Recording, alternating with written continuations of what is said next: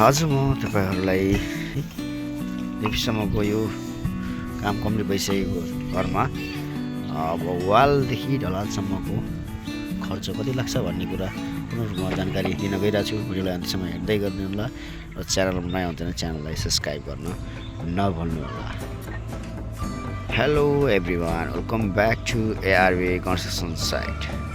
आज हामी ARV construction site अन्तर्गत हजुरहरूलाई 1000 स्क्वायर फुटको यो आवास घरमा न्यू डिजाइनको घर हो।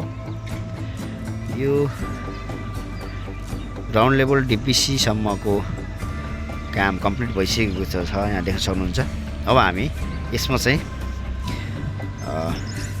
पार्टिसनको काम सुरु गर्छौँ र यो डिपिसी लेभलदेखि पार्टिसनसम्म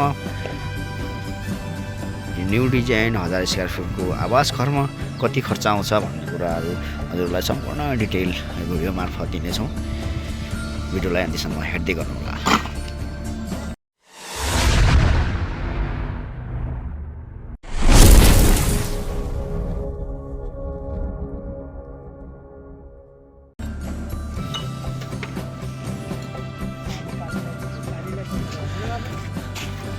यो चाहिँ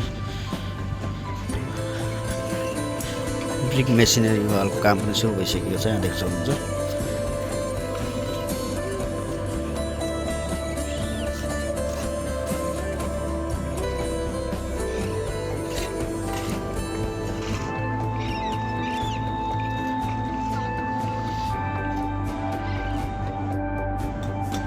यो चाहिँ नगरपालिकाको मापदण्डअनुसार तयार भएको आवास घर हो।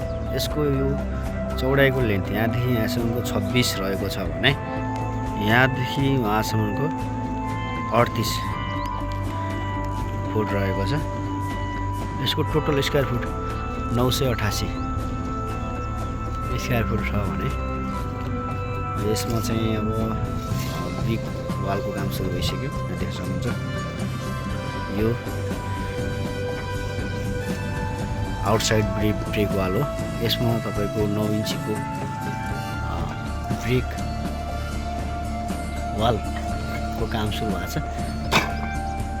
9 इन्चीको ब्रिक वाल इङ्ग्लिस बोन्ड भनेर भन्ने गरिन्छ इन्जिनियरिङ सिभिल इन्जिनियरिङ भाषामा। यो चाहिँ इङ्ग्लिस बोन्ड हो, यहाँ देख्न सक्नुहुन्छ।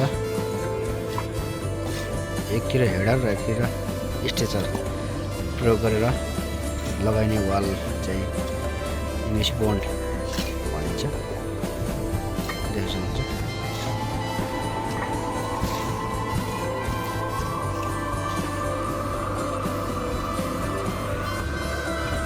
यसमा चाहिँ तपाईको 3वटा बेडरुम, एउटा हल, एउटा बरन्डा र एउटा जिना सिडीको भाग रहेको छ यो घरमा भने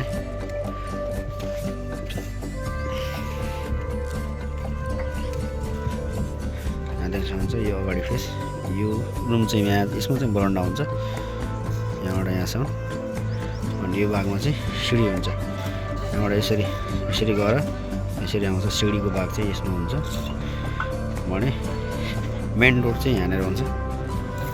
यहाँबाट मेन डोर, यो हल भयो। यहाँबाट यहाँसम्म हल हुन्छ। यहाँबाट यहाँसम्म देख्न सक्नुहुन्छ। यहाँसम्म यो हलको भाग चाहिँ यो कोलमबाट यहाँसम्म, कोलमको यतापट्टि यहाँ एउटा बिम रहेको छ। यहाँसम्म चाहिँ यो हलको भाग रहेको छ भने यो एउटा बेडरुम, यो एउटा बेडरुम र यो एउटा बेडरुम हुन्छ भने यहाँनिर चाहिँ टोयलेट देख्नुहुन्छ। यहाँबाट पार्टिसन हुन्छ, यहाँबाट कोलमबाट र यहाँबाट पार्टिसन भएर यहाँनिर चाहिँ टोयलेट रहने गर्दछ। यसरी देख्न सक्नुहुन्छ। यो चाहिँ 988 को आवास घर हो।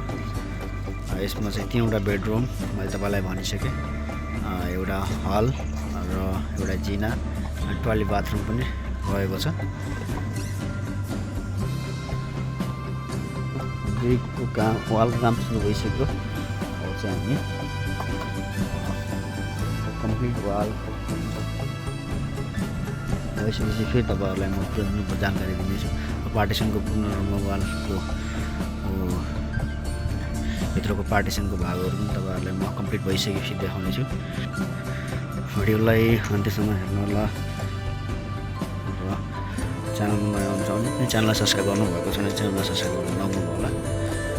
कन्स्ट्रक्सन सम्बन्धी सम्पूर्ण भिडियोहरू डेली अपलोड भइरहनेछ।